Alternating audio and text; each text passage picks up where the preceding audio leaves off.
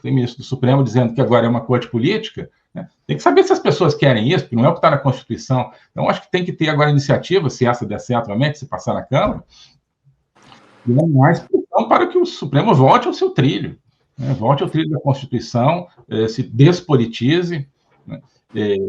Né, que sejam observados aquilo que está na lei, que o ministro do Supremo não pode ter atividade partidária e política, e outras coisas que a gente conhece. Agora, o senhor citou o senador Girão, a gente tem aqui uma postagem dele no X, falando: vitória do Brasil, Senado enquadra STF e põe fim aos superpoderes.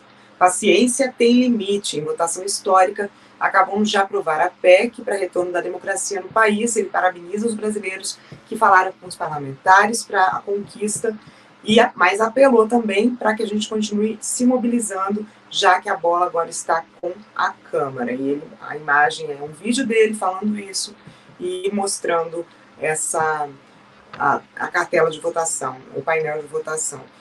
O senhor acha que é uma vitória do Brasil? Também concorda com isso? Sem dúvida nenhuma, sem dúvida nenhuma. É uma vitória da democracia no seu sentido clássico e que está na Constituição, que é o poder emanando do povo, né? E a justiça emanando da lei, e não da cabeça do juiz, né? É claro que o fato de não haver tantas decisões monocráticas não assegura que a justiça seja feita ainda, né? Porque se for a uma turma ou ao plenário, ainda assim, né? Ainda mais se a gente conhecendo a composição atual do Supremo, pode ser que ocorra uma decisão injusta, mas dificulta o caminho da injustiça. Então, sim, é uma vitória do Brasil, de que é um Brasil baseado na lei, na justiça, na Constituição, e não no conchalvo político. E acho que isso tem a ver com aquilo que a gente falou antes, que a gente chamou, então, de avanço da direita, mas que eu falei, olha, não é da direita no sentido, assim, partidário, da direita no sentido, olha, então, aquelas propostas políticas que querem colocar o povo acima da classe política. Então, é uma vitória do povo brasileiro sobre a classe política, porque a classe política quer ficar, né, naquele jantarzinho ali, combinando as coisas na boquinha miúda com os ministros do Supremo, o ministro combinando com o parlamentar combinando com o ministro, né? O que aconteceu hoje foi o começo de, né, estourar esse negócio aí. Não tem mais jantarzinho e conchavo, não. Agora você tem que julgar de acordo com a lei e, né, vamos esperar que isso prospere. Agora, ministro, para aumentar essa pressão toda, depois da morte de Clériston da Cunha, o ministro do Supremo Tribunal Federal, Alexandre de Moraes, concedeu hoje 4 alvarás de soltura para réus que estavam presos preventivamente em razão dos atos de 8 de janeiro e que, como Clériston, que poderia ter sido solto desde o dia 1º de setembro, essas pessoas tinham também o parecer da Procuradoria-Geral da República a favor da soltura, mas seguiam presos. Ainda há 4 presos na mesma situação. Parlamentares de oposição chegaram a encaminhar um ofício a Moraes listando 8 réus nessa mesma situação jurídica do que morreu, do que faleceu. Prisão preventiva com manifestação favorável à soltura pela PGR. Agora, o ministro pediu que o Ministério Público se manifeste também sobre outros 3 casos em que houve esse pedido de soltura. O que você acha? Essa pressão, e agora com essa vitória da população em relação aos poderes do Supremo, o que vai acontecer? Olha, é muito significativo também que você falou, essa soltura. Eu acho que é o começo de um caminho. A gente, né, ainda não está vendo tudo que tem pela frente nesse caminho, mas um caminho que até poucas semanas atrás não parecia existir.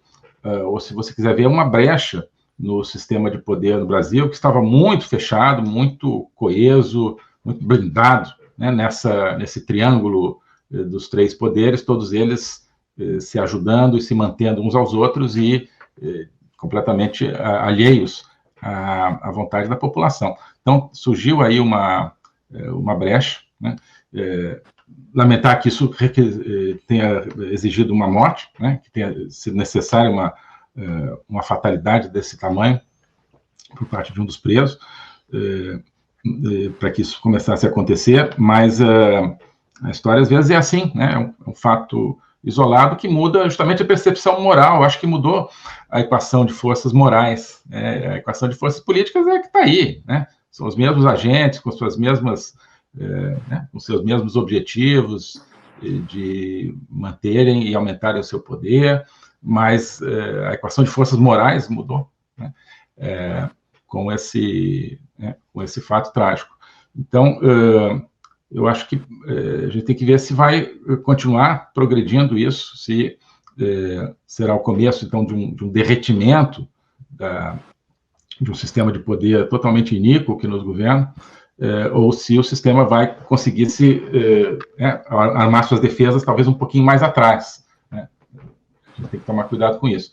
Mas o importante, eu acho que é não relaxar e ver esses fatos. Então, a aprovação no Senado ainda, né, da PEC, a soltura de alguns presos. Eu vejo isso como um primeiro passo e não como um passo definitivo. Para finalizar, ministro, hoje também o presidente do Supremo, o ministro Roberto Barroso, prestou solidariedade à família de Clériston da Cunha, dizendo que ele morreu por causas naturais e que as condições carcerárias corroboram para as mortes. Alguma consideração sobre essa declaração? Olha, eu acho que toda morte ocorre por causas naturais, né? Mesmo quem leva um tiro é porque, né, a natureza humana, quando você leva um tiro no coração, aquilo ali diz, né, enfim, acaba com o funcionamento do seu corpo e você morre por causas naturais, né? Mas, então, em algumas causas naturais tem alguém que deu um tiro, né? Em algumas causas naturais tem alguém que manteve um preso na cadeia sem condições mínimas de saúde, né? Então, eu acho que é uma tentativa de se eximir da responsabilidade, né? Mas eu acho que mostra que a água chegou, né? A água está chegando ali onde precisa chegar, né?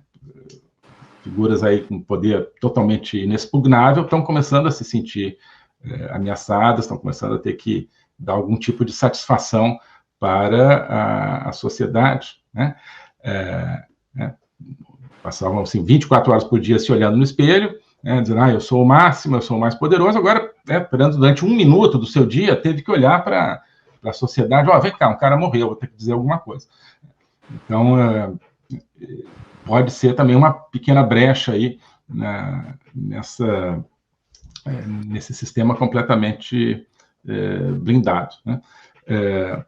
E a questão, claro, estão querendo mudar para a questão de condições carcerárias, claro, que é justificar todos os presos do tráfico, né, que eles já soltaram ao longo do tempo. Tadinho do cara do tráfico, a gente soltou, mas porque o que choca, além da morte do Clériston, é a diferença entre o tratamento dado aos presos do 8 de janeiro e a tantos e tantos presos pelo crime, enfim, por atividade no crime organizado, por atividade no tráfico, que foram soltos, que tiveram seus processos anulados, que tiveram seu helicóptero devolvido. Então, são as duas coisas, o fato em si e o contraste, né? E isso não vai ser apagado assim com uma declaraçãozinha dessas, não. Eu acho que é um fogo de indignação popular que vai crescer. Muito obrigada, ministro. A notícia de hoje fica por aqui. Eu agradeço a todos pela participação e, claro, agradeço a contribuição do nosso convidado para a gente entender melhor a situação política do país e do mundo. Ministro Ernesto Araújo, que foi nosso chanceler aqui na última gestão. Muito obrigada. Uma ótima noite para o senhor. Muito obrigado, Catilcio. Muito bom estar com vocês aqui, discutindo assuntos tão importantes. Sempre um prazer estar aqui no canal. Até a próxima, então. Agora são... O globalismo existe, é uma coisa concreta. Ele é composto pelo Great Reset, do Fórum Econômico Mundial, pelo projeto hegemônico da China, pelo programa de manipulação e conquista da América do Sul pelo Foro de São Paulo e outros elementos. E esses elementos, eles atuam uns em benefício dos outros, sempre, principalmente através do controle da linguagem, porque o controle da linguagem é o controle do nosso pensamento. Então nós estamos tendo o nosso pensamento reprogramado, e essa reprogramação vai contra a nossa liberdade, vai contra a essência do ser humano. Isso é o globalismo. Com base nesse estudo, nessa experiência, é que eu criei o curso de Logopolítica. Toda semana eu dou aulas sobre geopolítica, literatura, filosofia, cultura de um modo geral, tudo isso em conjunto formando um espaço de conhecimento que eu denomino a logopolítica, para nós não apenas entendermos a ameaça do globalismo, mas podermos nos contrapor a ela. Se você quiser entrar nesse projeto de conhecer o globalismo, e enfrentar o globalismo, clique aqui